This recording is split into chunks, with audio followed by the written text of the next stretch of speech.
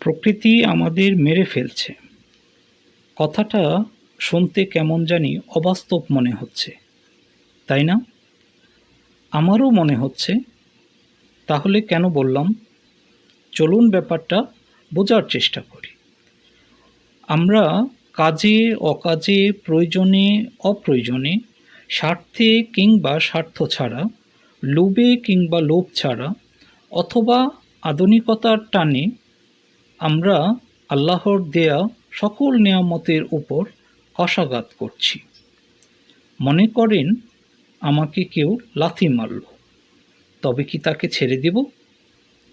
ছেড়ে দিলেও মনে মনে হলেও তাকে ঘৃণা করব।